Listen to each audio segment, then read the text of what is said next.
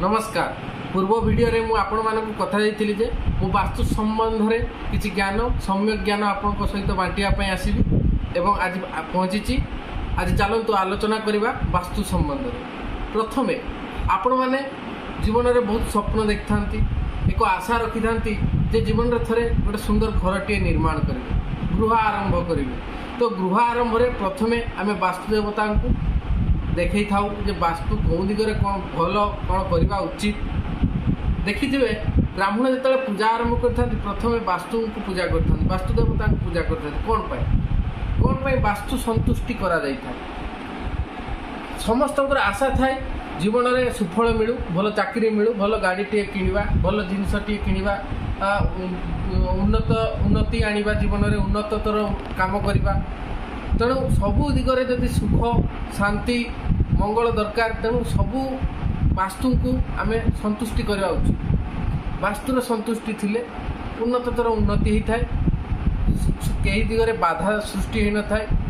तेणु कौन पाई आम वास्तु को प्रथम पूजा करिया से प्रश्न आपण मन में आसुथिबो।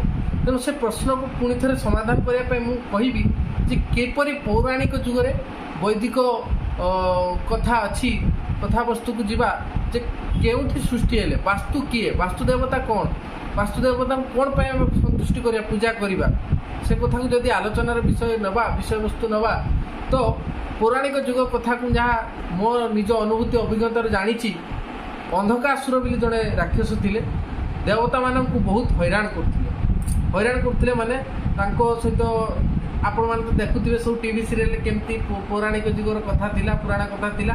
जेतेबेले अंधकासुर तांकर दुख कष्ट रे अति दौरात्म्य जेतेबेले बढ़ी जाइतिला, सेतेबेले देवता माने तांकर जे एमडी सब मैनेजिंग डायरेक्टर ब्रह्मा को पाखरे उपस्थित हेले एवं ब्रह्मा को गुहारी करी कहले, रक्षा कर प्रभु, आपण ही जहाँ करें आपण आमको रक्षा करते राक्षस दाऊ।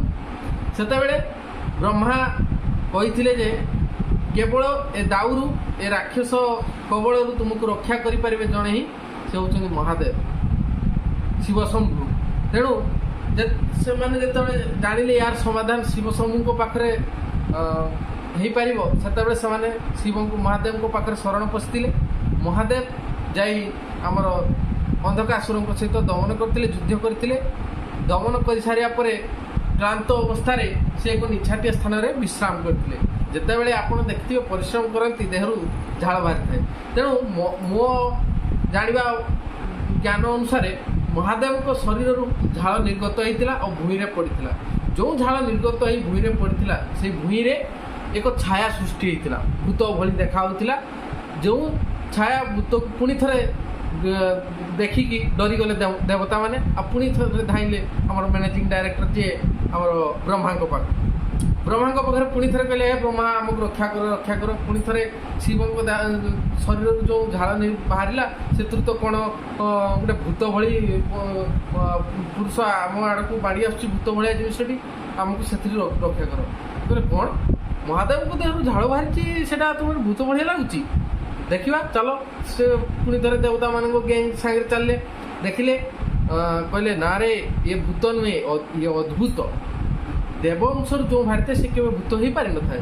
तेणु यार एदारू जदि तुम रक्षा पाइबा चाहूच तेबे तुम कौन कर ना अधमुख गति हो शोपड़ ताको आगे से संतुष्टि हो।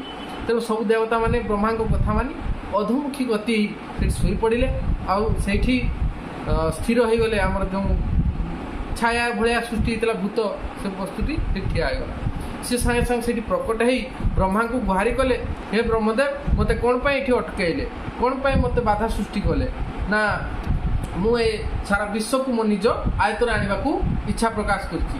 तेणु ए कहले ना सब देवता मान मंगल तुम्हें ये स्थिर रहा उचित। से कहते ब्रह्मा तो सब वरदान करता से कहते तुम कौन इच्छा मत कह।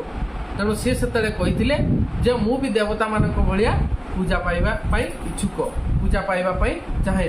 तेणु से ब्रह्मा कहते निहाती निश्चित भाव जेहेतु तुम्हें देववंशर सृष्टि महादेव को अंशर सृष्टि, तेणु तुम्हें सर्वदा देवता भाया पूजा पाइब जेहेतु तुम्हें विश्व ब्रह्मांड वास्तु को आयत्त करने इच्छा प्रकाश कर तेणु तुम्हें वास्तु देवता ना पूजित हो पूजा पाइब से सब आम शुभ कार्य कर पूजा पार्वण हो होम यज्ञ हो सबुथ प्रथम आम वास्तु देवता को पूजा कर तेणु आज आम जानवा पाइले मोर ये सम्यक ज्ञान आपको जनइली जे वास्तु देवता केपरि सृष्टि होते आ कौन आम वास्तु को पूजा कर नमस्कार।